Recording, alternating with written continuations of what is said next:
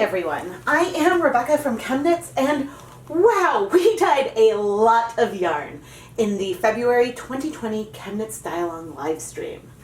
So let's take a closer look. I don't know if everything's in the same order that it was as in the live stream, but we have 2 skeins of KnitPicks Swish DK, which was 100% superwash merino. 1 skein of KnitPicks Wool of the Andes worsted weight yarn, which is 100% Peruvian Highland wool and is the one non-superwash example. We had 100 grams of KnitPicks Big O, which is 50% superwash merino, 50% nylon. And then 2 skeins of KnitPicks Stroll, which are 75% superwash merino, 25% nylon. And on all of these, I did a very random yarn mop but with intention technique. We took a few different colors of powdered acid dyes. I believe we used Dharma Sour Apple, Tangelo, Dharma Golden Yellow, a tiny bit of some Dharma Bright Brilliant Yellow, and some Cherry Bomb. And we dipped our fingers in and layered it on top of the yarn. This was really fun. A lot of times when I'm speckling yarn, I like to have a yarn mop on hand, and I'll wipe my gloves on that yarn that was soaked in vinegar to leave no dye behind and to create fun color. The patches that we got doing things this way are larger than what we would do if I was just speckling and letting the powder slowly fall on the yarn. Since my fingers, gloved fingers, were coated with dye, as I wiped it, we got some wider patches, but you can also see some sharp speckles as well. I want to take a closer look at each of the yarn bases, but before we do, there are definitely some differences I see right away. I see some differences between the 2 skeins of the same base that we used, but the one big difference is the patches on our non-superwash yarn are bigger, are softer. You see fewer pinpoint speckles. The Big O as well feels more pastel. The colors don't pack the same punch that they do on the Swish and the Stroll. Oh goodness, our color inspiration. We were inspired by this beautiful wintry fruit salad that I found on Julia's album. You can find a link to the recipe on her blog in the video description. And if you check out her Instagram, it's filled with beautiful, stunning food photos that are very rich with inspiration for color. I wanted some white left behind in the yarn, and we were definitely able to achieve that. You might get some sharper speckles when you're dyeing low immersion, but when you have all that water there, there's also the chance that the colors can spread, and then you might get a bit of a haze over the rest of the colorway. But we do have what I would call white in with the green, the orange, the reds, and the hint of purple and yellow that we see in here. There are definitely differences between these colorways. Like, I feel like this one has a lot more red. This one might have a little more green and orange. There's a randomness to it because the amount of dye going on each skein is not measured at all. And the colors spread from the way you wipe the dye and then you move it around and where you add dye in other spots.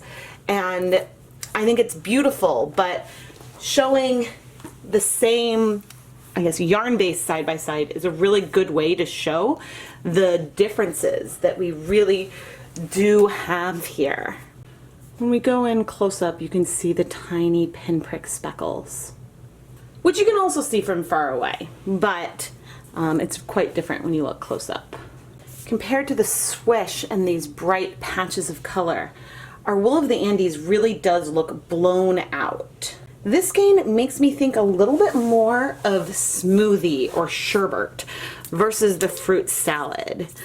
Or a napkin maybe that you put under the salad where you see some like patches of color left behind. The Big O also looks a little bit washed out.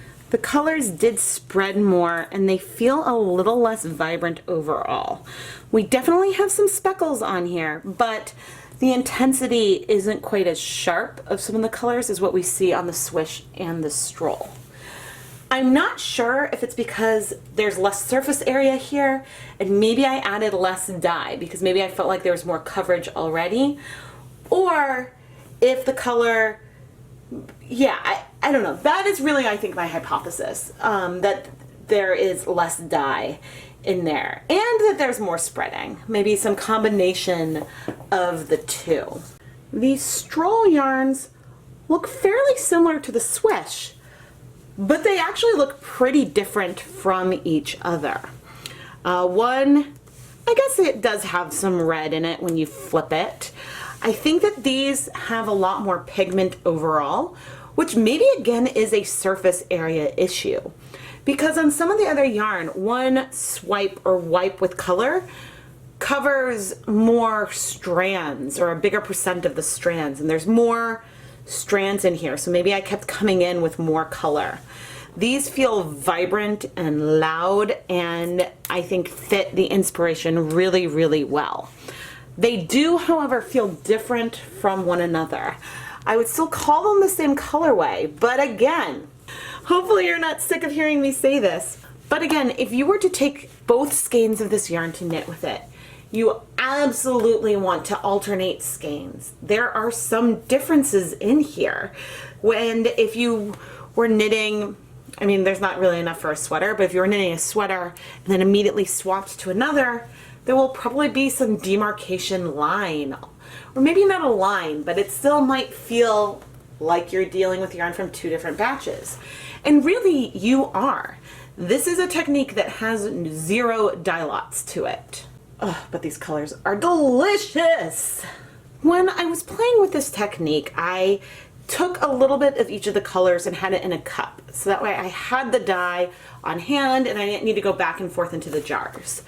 But we had a lot of color left behind, and look at this magic that we created.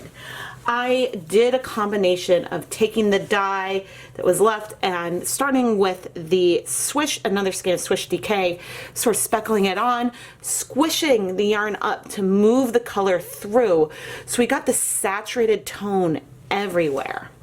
And then once I got a little nervous about adding more color, I did the same thing on a skein of KnitPicks Stroll, the fingering weight yarn. And here, you know, we wiped the inside of the cups and really went in to try to get all of that color.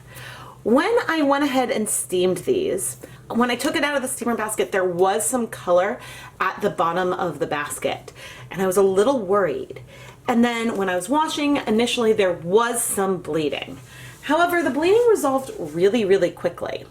I think that since we were dealing with all this leftover powder and we were sort of adding it on really heavy, there was likely some undissolved powder or some clumps that were left on here that still needed to dissolve, and that was the bleeding that we were seeing in this case. But I'm not expecting them to bleed in the future. I think that it was bleeding from the technique, if that makes some sense for you guys. Finally, I took that dye that was left and combined it. Yeah, I also wiped up the counter a bit, so we've got some red, and this color almost feels like olive, like a deep olive green from just where we wiped the counter. And then, yeah, we just mixed everything together and stuffed the yarn into the jar. It was cool. Since we had a lot of acid in the yarn, I think I maybe added more acid. We soaked up that color without heat, and then I went and steam set it after the fact. And now it is time for my favorite part of the ChemKnits dye-along recaps. I think it's important for me to show you what the yarn looks like in the end, especially with color distortion from the webcam. But the best part about the recaps is that it gives you a time to dye yarn at home inspired by this same photo. Did you use acid dyes and speckles like me? Or did you use low immersion and food coloring? Or a number of other techniques? It's really fun to see what different people looking at one photo will choose to create. Some of these you look and you're like, wow, that's spot on. Some might be, the inspiration might be a little more subtle, and that's okay.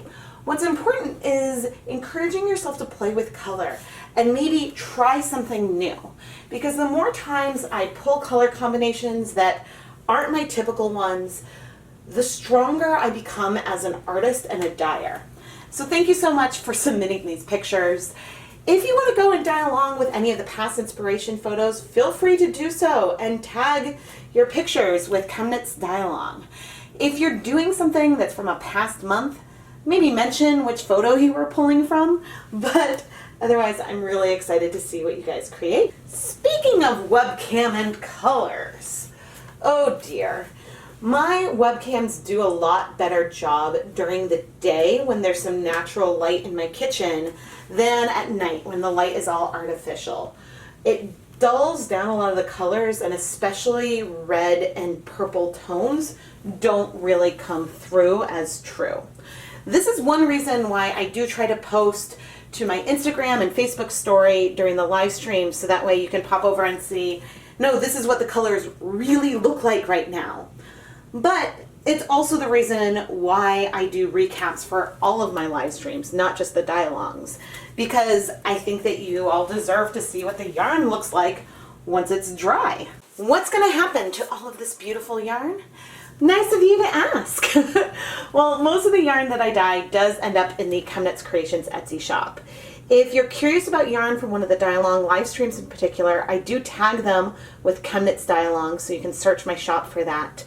I don't know if all the yarn will still be there since I added it to the shop before this recap came out, but there are skeins from past months and over 150 skeins of yarn total featured in my videos, and so you should go check it out. It's a really great way to get some beautiful yarn and support the content at the same time. Don't forget to give this video a thumbs up and leave a comment below telling me what colors you would have chosen to use and how you would have dyed yarn inspired by this beautiful wintry fruit salad.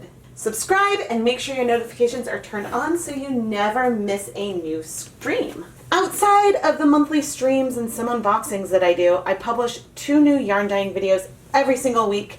I love to explore different types of dye and techniques and yarn bases, and we have a lot of fun. I am Rebecca from ChemKnits, and thank you so much for watching.